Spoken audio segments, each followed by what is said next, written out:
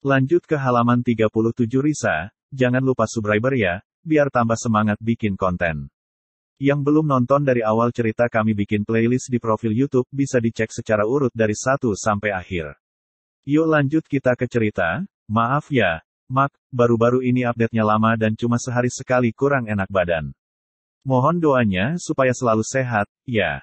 Risa, perempuan 40 tahunan dengan wajah yang semakin tampak awet muda, putih, dan berkulit kencang itu menatap dengan mata yang membelalak. Wajahnya langsung pias. Mendengar dia menyebut namaku, aku semakin yakin bahwa ini bukan sekadar mimpi buruk belaka.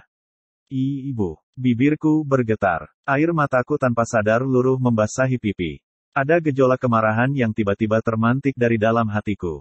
Loh, kalian saling kenal? Pertanyaan Abah diiringi dengan tatapan heran ke arah wanita di sampingnya yang tak lain adalah sosok ibu kandungku yang beberapa tahun lalu kabur meninggalkan kami dalam kondisi terpuruk. Riz, panggil dokter. Fadi sembari meremas pelan pundakku. Lekas kusapu air mata. Menarik napas dalam, kemudian menggelengkan kepala beberapa kali. Aku syok. Benar-benar ingin putus seluruh urat nadi di dalam tubuh ini. Bagaimana tidak? Mengapa takdir sekejam ini? Mengapa aku harus dipertemukan dengan seorang lelaki yang ayahnya menikahi ibuku sendiri? Parahnya, ibu masih berstatus istri dari bapak dan belum terucap sekalipun kata cerai dari lelaki malang yang kini sudah bergelar almarhum tersebut. Dokter Fadi tiba-tiba menekan tombol merah yang berarti mengakhiri panggilan video. Lelaki itu kemudian meletakkan ponselnya dalam kondisi terlentang dan menatapku dalam-dalam. Aku masih terpaku diam membisu. Sementara air mata ini mau luruh lagi. Riz, kamu bilang apa tadi? Ibu, suara lelaki itu terdengar parau sekaligus lirih. Hatiku sungguh teriris tipis. Selama ini, ibu tak pernah mau memberi tahu siapa lelaki yang telah memperistrinya. Namun, dia cuma bilang bahwa kini hidupnya jauh lebih baik saat bersama lelaki kaya raya yang memiliki perhatian besar tersebut. Sungguh, aku rasanya masih melayang-layang di udara. Tak sanggup aku duduk tegak lama-lama sebab rasanya mau tumbang. Risa, Dokter Fadi sigap menangkap tubuhku yang limbung dan hampir ambruk ke sisi kanan. Lelaki itu mendekap tubuhku. Aku kini sudah tak sanggup lagi untuk menahan gejolak air mata yang mendesak-desak. Ibu, menikah dengan abahmu, Mas. Aku sesegukan. Dadaku sampai rasanya sangat sesak bagai ditindih oleh sekarung semen. Dekapan Dokter Fadi semakin erat. Tangannya bagai tak ingin melepaskanku barang sedetik pun. Risa, kamu hanya salah lihat. Dia pasti hanya mirip dengan ibumu. Jantungku makin teriris-iris. Aku anaknya, lahir dari rahimnya. Besar sebab air susu yang dia berikan. Mana mungkin aku salah orang. Aku tahu betul bahwa Irma yang dipanggil oleh Abah adalah Irma Wahyuningsih yang telah melahirkanku ke dunia ini. Itu, memang ibu. Tangisku makin pecah. Wajahku kini sempurna terbenam dalam dada bidang milik Dokter Fadi. Jiwa ini sungguh terguncang hebat. Aku sampai tidak tahu harus berbuat apa sekarang. Sudah, jangan menangis, Riz. Ada aku di sini. Kamu makan dulu, ya?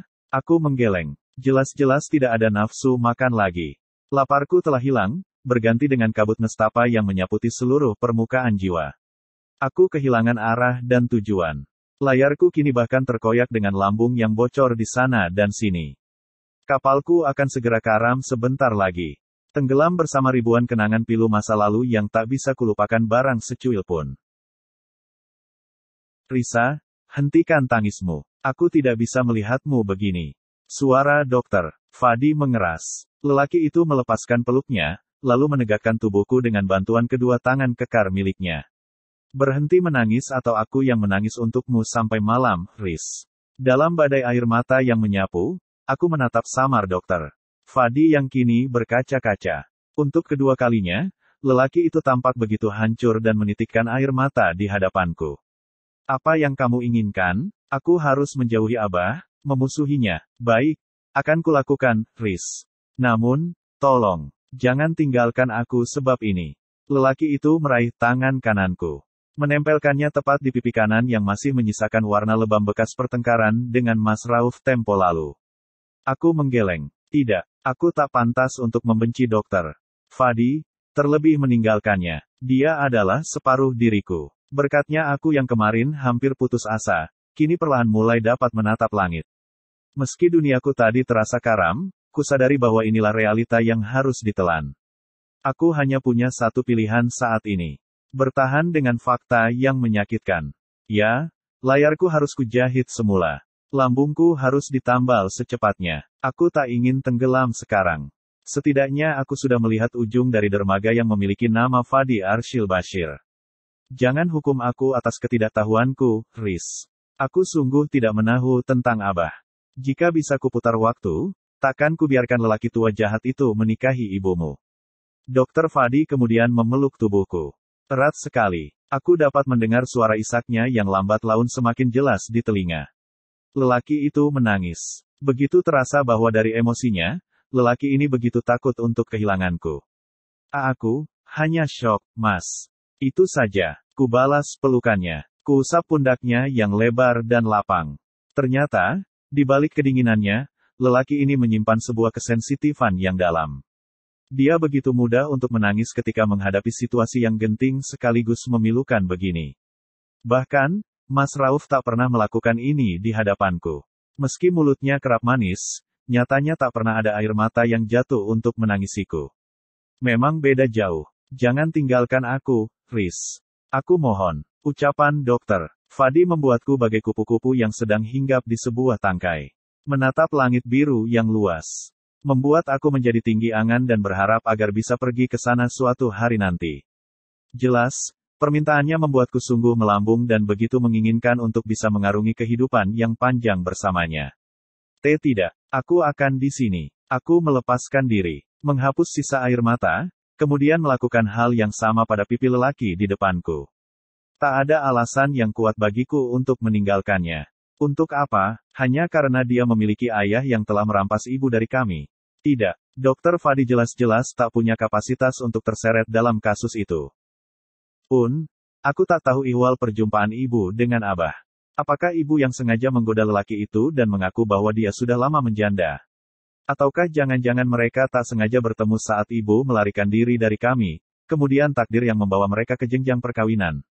Entah, aku sekarang tak ingin peduli. Untuk apa aku harus tahu jika itu hanya membuat luka semakin menganga? Aku juga punya masa depan yang harus disongsong dengan kedua kakiku sendiri. Wajah Dokter Fadi langsung berubah. Kesedihan dan gundah yang sangat melekat di wajahnya yang kearaban itu, sekarang mulai menampakkan binar yang berpendar bagai kerlip bintang di langit malam. Dia lalu mengulas senyuman. Memang samar. Namun, aku bisa merasakan kehangat dari sebuah lengkung di bibir berbelahnya. Kamu akan di sini bersamaku, Riz? Tanyanya lagi sembari menggenggam kedua tanganku yang bahkan belum dicuci sehabis menyuap nasi dan ikan. Aku langsung tersentak. Bukankah tanganku yang amis ini baru saja mengusap wajahku dan wajahnya?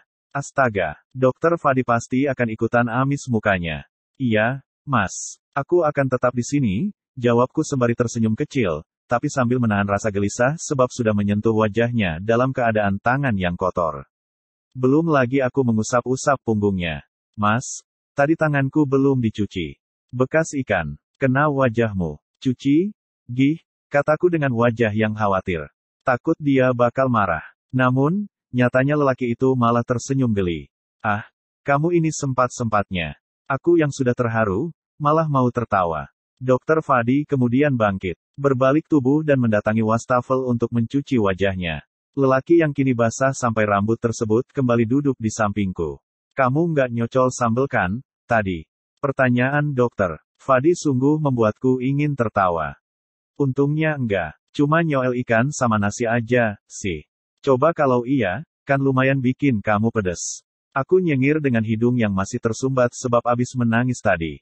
Enak aja, emangnya kamu tega? Dokter Fadi menarik tisu dari wadah berbentuk kotak di hadapan kami. Lelaki itu lalu mengusap wajahnya yang masih basah. Gak tega, sih. Aku tersenyum kecil. Menunduk malu sebab menyembunyikan rona yang tiba-tiba membuat wajahku menghangat. Ingusmu buang dulu. Itu meleleh. Dokter Fadi kemudian menyodorkan beberapa lembar tisu ke arahku. Bukan main. Antara sebal, malu, dan mau ngeplak kepalanya. Enak aja dia. Dasar. Idih, cuma meleleh segini juga. Aku lalu menyambar tisu darinya dan mengelap seluruh ingus yang memang terasa sudah meleleh ke jembatan antara hidung dan bibir atas. Yang bersih, dong. Masa harus aku juga yang ngelapin? Ejeknya sembari tertawa kecil. Makanya sekali-kali dielapin, dong. Aku menjawab sembari menempelkan tisu tersebut ke lengan kanannya, sebelum kemudian ku buah ke dalam asbak kosong yang ditaruh oleh dokter Fadi di kolong meja saat makanan ditata oleh pramusaji.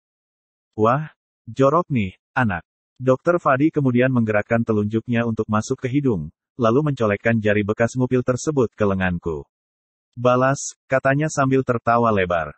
Ark, jijik. Kulap lenganku ke baju dokter Fadi. Kami berdua saling ejek dan tertawa lebar bersama. Tak ada lagi hujan apalagi badai di tengah kami berdua. Hanya ada pancaran warna-warni pelangi di hadapan. Serasa aku dan dia sedang berada di sebuah taman, di mana burung-burung liar berkicau dari atas dahan pohon kenari yang menjatuhkan buahnya, membuat para tupai sibuk berebut bagian rejeki yang diturunkan oleh Tuhan. Ibu, silakan berbahagia dengan pilihanmu. Begitupun dengan aku. Kita jalani saja takdir masing-masing tanpa harus mengusik satu dengan yang lainnya. Aku sudah ikhlas. Mungkin, memang begini suratan yang harus kita tempuh. Bersambung.